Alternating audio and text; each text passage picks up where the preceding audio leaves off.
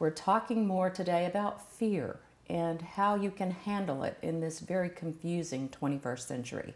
I think the main thing is that people have no real sense of self-identity that they can count upon. There's a lot of fear and anxiety collectively, personally, internationally even. And what that's really about is the tremendous changes going on in the world mind. You know, we all have a collective mind that we're all plugged into. We all have different aspects of it, you know, depending on our nationality and our upbringing and so forth. But the bottom line underneath it all is that you can't stop change and growth. It's the law of life is either grow or die. And if people are unwilling to get off all the stuff that's not serving them, all the old dysfunctional patterns from childhood and so forth, and you know, people today, they drag their past negative experiences and pin them on like the Medal of Honor. You know, they hold the dysfunctions up like the Medal of Honor, and it's ridiculous because you know nobody's really going to come and make everything all right for you.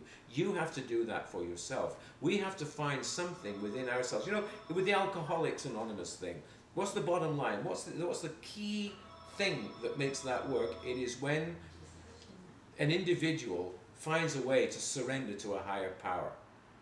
That's what makes the difference. You know, you're trying to get free of something just by yourself, working it out endlessly in your mind. You can't do it. It's really about letting go and realizing that there is something. You can call it what you like, but we don't know why we've come here.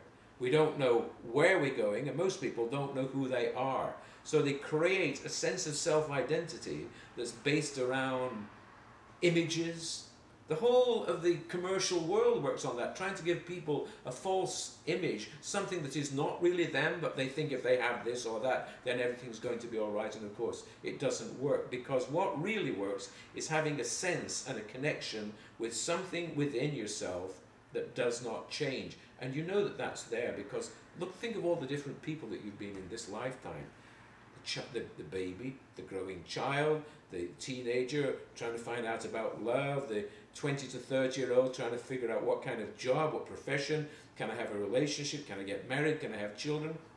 All the way through these stages, through each decade, we're a different person in each decade. But underneath that, there is one thing that remains. It's the awareness that we are alive.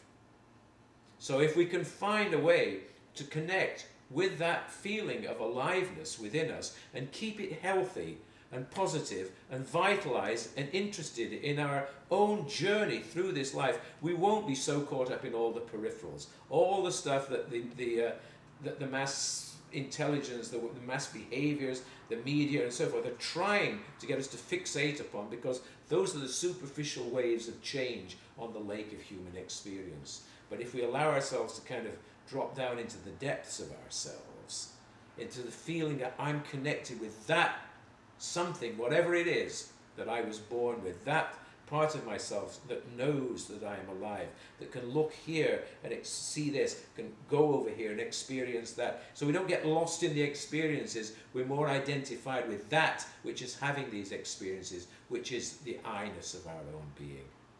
So it's a little bit esoteric, you know, it's not an easy thing for people to grasp, and that's what's intellectually, you can't really grasp it just like that, and that's what's good about it, because it's not something you think about with your mind, it's something that you feel in here. And today, so many people are stuck in their heads. They're bombarded with information all the time, constant stream of bits and pieces. And you know, Carl Jung, the famous pioneering psychologist, he once said, "The world has sold its soul for a mass of disconnected facts." And I think that's what is missing in life. You want to put a label on it, we need to have a strong connection with our own soul. But whatever you conceive that to be. And each individual has to find a way for themselves to see through the constant ripples of change on the surface of the lake and sink down into the depths of themselves and feel there's a kind of changeless power here just behind the surface of my external expression, and that's the real part of myself.